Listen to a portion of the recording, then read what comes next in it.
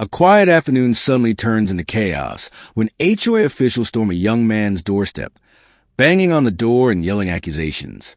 What begins as a simple knock quickly escalates into a confrontation dripping with arrogance, threats, and humiliation.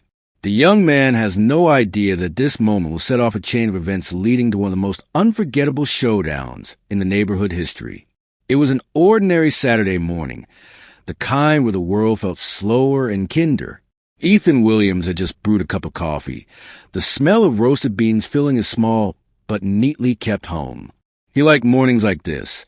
No deadlines, no rushing traffic, just peace. He stood by the window, watching the sunlight stretch across his freshly cut lawn. Nothing seemed out of place. Nothing seemed wrong. That's why the sound of heavy knocking startled him so much. At first, he thought it was a delivery, maybe a package he had forgotten about. But the knocking wasn't the kind that delivery men used. This was loud, aggressive, and impatient. Each thud against the door rattled the frame, as if someone was demanding not just to be heard, but to be obeyed. Ethan set his coffee down, heart thumping a little faster. He wasn't used to unannounced visitors, especially ones who sounded like they were trying to break the door down. "Open up. This is the HOA." A sharp voice barked from the other side. Ethan froze mid-step. The HOA? His mind scrambled through possibilities. He had only moved into the neighborhood 6 months ago, and so far, his encounters with the Homeowners Association had been minimal. He'd received the usual welcome packet, a reminder about trash pickup days, and a flyer about community barbecues. But now, hearing the authority in their voice, something felt off. Another round of pounding made the door shake. "You're in violation. Open the door immediately." Ethan swallowed hard. Violation? What violation? He grabbed the doorknob, hesitated, then finally opened it. Standing outside were 2 HOA officials, dressed not in uniforms but in sharp polos with the association's logo embroidered on the chest. Clipboards in hand, they looked less like neighbors and more like officers on a mission. One was a tall, thin man with silver hair combed back neatly. The other was a shorter woman with sharp eyes, her expression locked in a permanent scowl. Before Ethan could say a word, the man thrust a paper in front of him. "Mr. Williams, you are in direct violation of the neighborhood guidelines. This is your first official notice, and if ignored, fines will begin immediately." Ethan blinked, completely thrown. "Violation? What are you talking about? I don't understand." The woman crossed her arms and gestured toward his driveway. "Your car is parked 6 inches over the designated line. That's an obstruction. It's against the rules." Ethan turned his head, staring at his old sedan. It sat neatly in his driveway, barely brushing the painted line. 6 inches? That was the problem? He almost laughed, but the icy stares on their faces told him this was no joke. "Surely this can't be serious," Ethan said, trying to keep his voice steady. "It's just a parking space. My car isn't blocking anyone." The man's tone hardened. "Whether you think it's serious or not doesn't matter. You agreed to follow HOA regulations when you moved in. Non-compliance will result in fines of up to $200 per day until corrected." Ethan's jaw tightened. The absurdity of it stung. $200 for a car barely nudging a painted line? He looked from one official to the other, trying to read their faces. But there was no sympathy, no flexibility, only the cold satisfaction of people wielding authority they didn't deserve. "I'll move the car right now," Ethan said firmly. "That should settle it, shouldn't it?" The woman shook her head. "It's not that simple. You've already violated the guidelines. Moving it doesn't erase the fact that the violation occurred. This notice is still valid." Ethan's patience cracked. "So even if I fix it, you're still going to fine me?" "Correct," the man replied flatly. "The rules are the rules." A neighbor across the street peeked out through her curtains, curiosity written all over her face. Another man walking his dog slowed down, pretending to fiddle with his leash while clearly eavesdropping. Heat rose in Ethan's cheeks. This wasn't just about a stupid parking spot anymore. It was about being humiliated in front of everyone. "I don't deserve this," Ethan muttered. "You can't just come banging on my door like I'm some kind of criminal." The woman leaned in slightly, her voice dripping with authority. "We can and we will. Consider this your warning, Mr. Williams. Next time, the consequences will be harsher."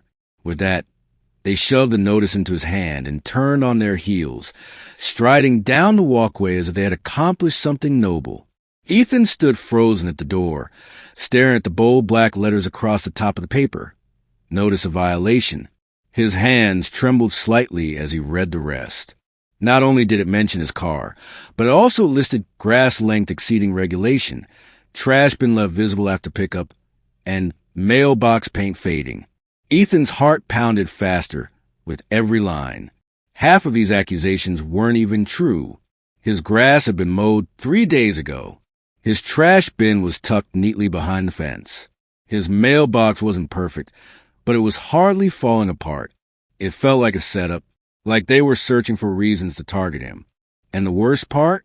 His neighbors had witnessed it all, whispering behind closed blinds while he stood there, powerless.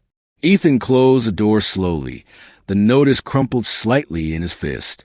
He sank onto the couch, staring at the paper in disbelief. This wasn't just about a car or a mailbox. It was about control. The HOA wasn't protecting the neighborhood. They were policing it. The silence inside his home pressed heavily against his chest. For the first time since moving in, Ethan didn't feel safe in his own house. The knock on the door had changed everything. What was supposed to be a sanctuary now felt like a battlefield, and he wasn't sure how to fight back. Ethan sat on the couch, staring at the violation notice, his mind racing in circles. The words blurred on the page the more he read them, but the sting of the HOA official's visit remained sharp. His sanctuary felt invaded, his dignity stripped in broad daylight. He couldn't shake the image of his neighbors peeking through their windows, watching him being treated like a delinquent. The humiliation clung to him like a shadow. Every sound outside now felt magnified, the distant bark of a dog, the thud of car doors shutting, the chatter of neighbors on morning walks. He felt as if every whisper, every sideways glance, was directed at him. Later that afternoon, he stepped outside to move his car, still fuming at the absurdity of it all. As he adjusted the vehicle inside the lines, he noticed Mrs. Clark across the street pretending to water her flowers, though her eyes never left him.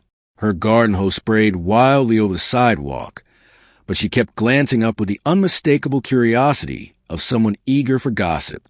Ethan forced himself to ignore her, but inside, anger burned. He had worked hard to build a reputation as a responsible young man. He had a stable job, paid his bills on time, and kept his house tidy. Yet here he was, being painted as the neighborhood troublemaker. When he turned around, he caught sight of Mr. Davis, the retired mail carrier, sitting on his porch swing. Davis gave him a curt nod, but his eyes lingered on the crumpled notice still in Ethan's hand. The old man said nothing, but the silence spoke volumes. Everyone knew. Everyone had seen. By evening, Ethan decided to take a walk around the block, hoping to clear his head. But as he passed by clusters of neighbors chatting near their driveways, he caught snippets of conversation that made his stomach tighten. "Did you hear about the new guy? Already getting fined." "Well, that's what happens when you don't respect the rules." "I heard his car was halfway in the street." Dangerous, really. None of them realized Ethan was within earshot until their words cut the air. When they noticed him, their voices dropped, replaced with polite smiles that carried no warmth. Ethan nodded stiffly and walked past, every step heavy with humiliation. Back home, he collapsed into a chair, frustration bubbling up. This wasn't just about the HOA anymore. It was about perception. In a community as tight-knit as this, reputations mattered. And now, his reputation was being quietly dismantled, one whispered word at a time. The following morning, Ethan walked out to grab his mail. He noticed two neighbors across the street, Sarah and Tom, in hushed conversation. They stopped abruptly when he appeared, offering awkward greetings before hurrying inside. His stomach churned. They weren't just talking. They were talking about him. Inside the mailbox, he found another letter. Not from the HOA this time, but an anonymous note scribbled in messy handwriting. Follow the rules. Everyone else does. Don't make things harder for yourself. Ethan's hands shook as he read it. The violation notice had been bad enough, but this... Someone had gone out of their way to remind him he was being watched. He crumpled the note and tossed it aside, but the message burrowed deep in his chest. Over the next few days, the tension grew worse. Whenever he stepped outside, he felt eyes tracking him. At the grocery store, a fellow resident mentioned casually, "I heard the HOA had to visit you. Rough start, huh?" The words were spoken lightly, but the judgment in the tone was unmistakable. Ethan began questioning everything. Were his trash bins perfectly hidden after pickup? Was his lawn short enough? Was his porch light too bright? He found himself obsessing over tiny details, terrified of giving the HOA more ammunition. One evening, as the sun dipped low, he heard laughter from the Clark household across the street. The sound carried to the quiet neighborhood, sharp and mocking. He couldn't make out the words, but every chuckle felt directed at him. His fists clenched at his sides. They were turning him into a joke. But not everyone seemed hostile. A few days later, as Ethan was trimming his lawn to perfection, his next-door neighbor, Mrs. Rivera, leaned over the fence. She was an older woman, kind-eyed, with a voice soft but steady. "I saw what happened the other day," she said quietly, as if afraid someone might overhear. "Don't let them get to you. They've been pulling this kind of nonsense for years." Ethan looked up, surprised. "So it's not just me?" She shook her head. "No, dear. They target whoever they feel like. Last year, it was the Johnsons for painting their shutters the wrong shade of blue. Before that, it was the Carters for having a garden bed too close to the sidewalk. They thrive on control." Her words were a small comfort, but they also made him uneasy. If the HOA could bully others so freely, how was he supposed to stand a chance? Later that night, Ethan sat at his dining table. The violation notice spread out before him. He scribbled notes, trying to piece together some kind of response. He thought about confronting the HOA again, but the memory of their smirks and dismissive tone made his stomach twist. What good would it do? They held all the power. As the days passed, the gossip only grew. At the community pool, parents whispered while their children splashed nearby. At the local cafe, Ethan overheard two board members boasting about keeping the neighborhood in line.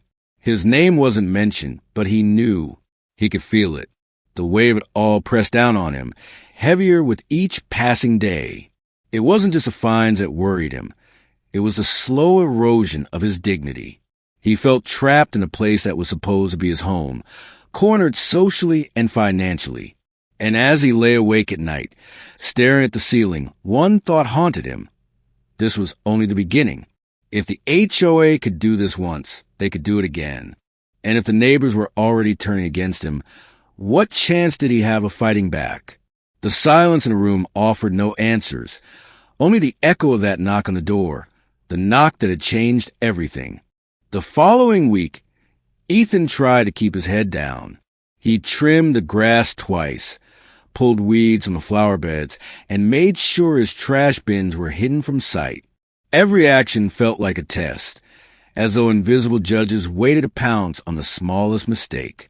For a brief moment, he convinced himself that maybe, just maybe, things would calm down. That illusion shattered the moment he opened his mailbox on a Tuesday afternoon. Among the bills and advertisements sat a large envelope stamped with the HOA's logo in bold, unfriendly letters. His chest tightened as he tore it open, pulling out several neatly typed pages.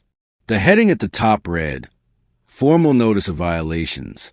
He scanned the first few lines and felt his stomach drop. Violation number 1. Vehicle parked outside designated boundary lines. Violation number 2. Grass height exceeding the maximum of 2.5 inches. Violation number 3. Trash bin visible from the street past designated removal time. Violation number 4. Mailbox paint deteriorating beyond acceptable standard. Violation number 5. Porch light brightness exceeding guideline levels. Ethan blinked, rereading the list, disbelief turning into outrage. Grass too long? Trash bin visible? Porch light too bright? His hand trembled as he flipped through the remaining pages. Each violation came with a paragraph of explanation, and at the bottom, an assigned fine. $200 for the car, $150 for the lawn, another $100 for the trash bin, $75 for the mailbox, $50 for the porch light. The total made his heart lurch. $575. His throat went dry. This wasn't just nitpicking anymore. This was war. Ethan stormed inside, spreading the papers across his kitchen table. He stared at the words, hoping he misread them, but the figures remained cold and unforgiving. The HOA wasn't protecting property values. They weren't encouraging community pride. They were inventing reasons to bleed him dry. He thought back to his yard, freshly mowed just days ago. He had measured nothing, but his grass had barely brushed his ankle. 2.5 inches? Who even measured grass like that? And the trash bin, he had pulled it in the same evening the garbage truck came. Maybe he was late by an hour, but surely that didn't warrant a $100 fine. The porch light accusation nearly made him laugh out loud. Too bright? It was a standard bulb he had bought at the hardware store. Nothing special, nothing excessive. Yet somehow, in the eyes of the HOA, it had become a crime. Frustration boiled in his chest until he slammed his fist onto the table. The stack of papers slid across the surface, but it didn't lessen his anger. If anything, the silence of his empty house only made the injustice louder. Later that evening, Ethan spotted his neighbor Tom walking his dog down the street. Normally, he might have waved, but bitterness made him hesitate. Tom had been part of that group whispering at the pool. What did he know about these violations? Did everyone already know? Curiosity gnawed at him. He stepped outside, intercepting Tom at the edge of his driveway. "Hey, Tom," Ethan began, his voice tight. "Quick question. Have you ever gotten one of these?" He held up the violation notice like evidence in a trial. Tom's eyes flicked over the papers, and for a split second, guilt flashed across his face. Then he forced a laugh. "Oh, you know how the HOA is. They're thorough." "Thorough," Ethan snapped. "This isn't thorough. It's ridiculous. Look at this. They're fining me for my porch light. My porch light. Do they do this to everyone?" Tom shifted uncomfortably, tugging at his dog's leash. "Well, some more than others. They keep the neighborhood in line, I guess. Keeps property values up." Ethan's blood ran hot. "So that's what this is about? Property values? My dignity doesn't matter as long as someone's resale price stays high." Tom shrugged helplessly, muttering something about just the way things work, before hurrying down the street. The conversation left Ethan feeling even more isolated. It wasn't just the HOA. It was the neighbors who tolerated them, maybe even supported them, as long as their own lives stayed untouched. That night, Ethan spread the papers across the table again, this time grabbing a pen. He began writing notes in the margins, highlighting inaccuracies, circling absurdities. The more he analyzed, the clearer it became. These weren't honest violations. They were weapons designed to pressure and intimidate. The fines piled up not only on paper, but in his mind. He calculated how much this could cost him if it continued. Hundreds becoming thousands, a financial drain he couldn't sustain. He imagined late fees, collections, maybe even threats of liens on his property. The fear wrapped around his chest like a vice. Sleep came fitfully that night. Every creak of the house made him wonder if the HOA would show up again, banging on his door, humiliating him further. He dreamed of notices plastered across his windows, neighbors pointing and laughing as fines rained down like confetti. When morning came, exhaustion weighed on him, but the sight of the violation notice renewed his determination. He wasn't sure what he could do yet, but he knew one thing for certain. This was no longer about grass or paint or porch lights. This was about control. As he stepped outside to head to work, Ethan caught sight of Mrs. Rivera again, trimming her roses. She looked up with sympathetic eyes. "They got you, didn't they?" she asked softly. He exhaled sharply. "A whole list this time. It's like they're inventing things just to see how much they can get away with." She nodded knowingly. "That's exactly what they do. They push until you break, or until you fight back." Her words echoed in his mind all day. Break or fight back. At the moment, he felt powerless, cornered by rules written to protect the powerful. But a small ember of defiance sparked deep inside. He wasn't sure how yet, but he couldn't let them win. That evening, he sat once more at his table. The violation spread before him. For every accusation, he wrote his own defense, careful and detailed. But as the list grew, so did his realization. This wasn't just about him. It was a system built to intimidate anyone who dared to live outside their perfect, painted lines. And as Ethan placed the pen down, staring at the mountain of papers, one thought solidified in his mind. He was going to need help. The morning sun was sharp when he parked his car outside the HOA office.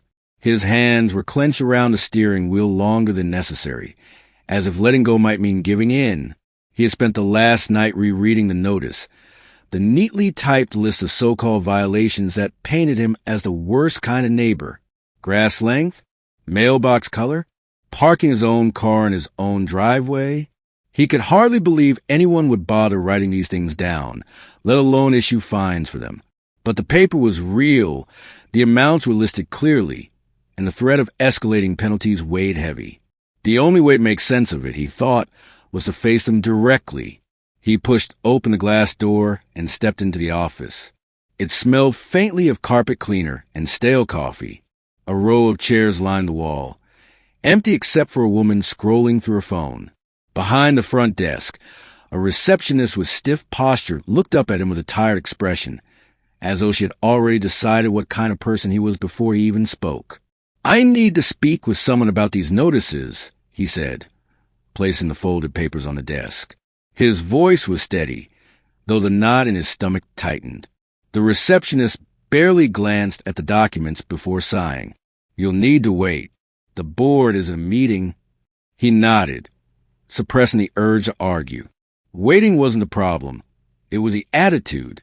Everything about this place already felt designed to remind him that he was small and powerless. He sat down in one of the hard plastic chairs, the kind that seemed intentionally uncomfortable, and waited. After what felt like half an hour, but was probably only 10 minutes, the receptionist motioned him toward a door. "They'll see you now," she said flatly. He entered a room that looked like a shrunken version of a courtroom. A long, polished table dominated the center, with 5 people seated behind it. Each had a stack of papers in front of them, and each looked at him as though he were already guilty.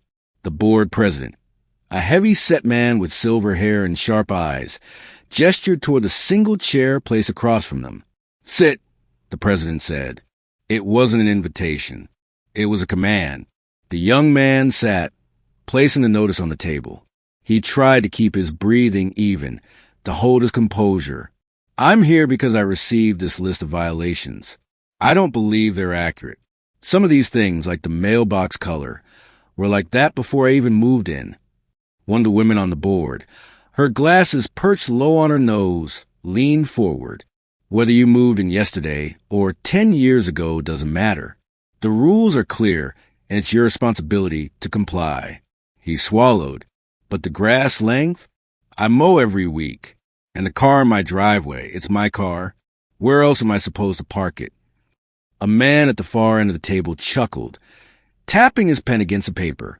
"You could always park in the garage like everyone else. Or maybe you prefer to display it out front for attention." His tone was mocking, dripping with condescension. The young man felt heat rising in his face. It's not about attention. It's just practical. My garage has storage in it right now. That's not our concern, the president interrupted sharply. What is our concern is compliance. You've already received notices. Fines are the next step. Continued resistance will lead to legal action. Legal action? For mowing my lawn on Saturdays instead of Fridays. His voice cracked slightly, the absurdity of it colliding with his frustration. Do you even hear how ridiculous this sounds? The board members exchanged glances, like predators circling prey. Then the man with the pen leaned back in his chair and smirked. Rules may sound ridiculous to you, but they're rules for a reason. If we let you get away with it, the whole community falls apart. Next thing you know, we'll have people painting their houses purple. The room erupted in a few chuckles, except from the president, who maintained his stern expression. To them, this was entertainment. To him, it was humiliation. I'm not asking to break rules, he said, his voice firm now despite the lump in his throat. I'm asking for fairness. These fines are unreasonable. You're treating me like a criminal over things that don't even make sense. The woman with glasses raised an eyebrow. Then maybe you're not suited for this community. That line cut deeper than the rest. Not suited. It was as if she declared him an outsider, someone unworthy of living in the very home he worked hard to afford. He leaned forward, gathering his papers back into his hands. This isn't about rules. This is about control. And I won't be bullied into paying for things I didn't do. The president's eyes narrowed. Be careful with your words. Defiance doesn't help your case. We've documented every violation, and if you refuse to comply, you'll regret it. The young man stood, his chair scraping loudly against the floor. No, what I regret is wasting another minute in a room where people mistake power for justice. He didn't wait for a reply. He turned and walked out, feeling the burn of their laughter follow him down the hallway. Back outside, he sat in his car with his hands trembling against the steering wheel again. This time it wasn't fear, it was rage. They hadn't listened. They hadn't cared. They had mocked him, belittled him, treated him like nothing. The confrontation made one thing certain. This was no longer about minor rules or fines. This was war. The young man sat in his car for a long time after leaving the HOA office, staring blankly at the dashboard as if the worn steering wheel could offer him answers. The meeting had left a bitter taste in his mouth, one that seemed to sink deeper with every passing second. He replayed the sneers, the dismissive hand gestures, and the mocking chuckles of the board members who seemed to thrive on belittling him. Their smug faces lingered in his mind like a bad dream he couldn't shake off. For the first time since this ordeal began, he felt completely hollow, like no amount of reasoning, no amount of defending himself, would ever matter in the world they controlled. The sunlight outside had begun to fade, casting long shadows across the parking lot. Neighbors walked past, some pretending not to notice him, while others stole glances, their curiosity burning through their forced indifference. He could feel it, the silent judgment, the whispers that were probably already spreading like wildfire around the community. With each passing moment, the walls seemed to close in tighter. He wasn't just fighting an unfair fine anymore. He was trapped in a social cage, and the bars were built by the very people who were supposed to represent fairness. He let out a shaky breath and finally started the car, the engine humming faintly beneath the weight of his exhaustion. The drive home was quiet, each turn of the wheel feeling heavier than the last. By the time he pulled into his driveway, the exhaustion had seeped into his bones. He sat there for a while, engine off, staring at his own front door as if stepping inside would only bring more confrontation. His phone sat on the passenger seat, screen lighting up occasionally with notifications. Neighbors texting, perhaps, or work-related emails. But one name, buried in his contacts, loomed in his mind stronger than all the buzzing. His father. For years, he had avoided involving his father in his personal struggles. It wasn't that they weren't close. They were. But his father had a towering reputation, a man who carried the authority of the law wherever he went, respected in courtrooms, admired in legal circles. To bring something as small as an HOA dispute to him felt almost childish. He worried his father might dismiss it as trivial, or worse, see it as a reflection of weakness. But tonight, as he walked into his quiet house, dropping his keys on the counter and sinking into the couch, the thought became unavoidable. He couldn't do this alone. The weight was crushing him, and no amount of pride was worth the misery that gnawed at him day and night. His father's number stared back at him from the screen when he finally pulled his phone into his hand. His thumb hovered over the call button.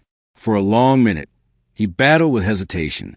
When the phone finally rang and connected, the young man almost regretted pressing the button, but then came the familiar voice, calm and steady. "Son," his father answered, his tone carrying the same warmth it always had. "It's late. Everything all right?" The young man's throat tightened. Words stuck for a moment before spilling out in uneven bursts. "Dad, I need to talk to you. Something's happening here, and I don't know what to do."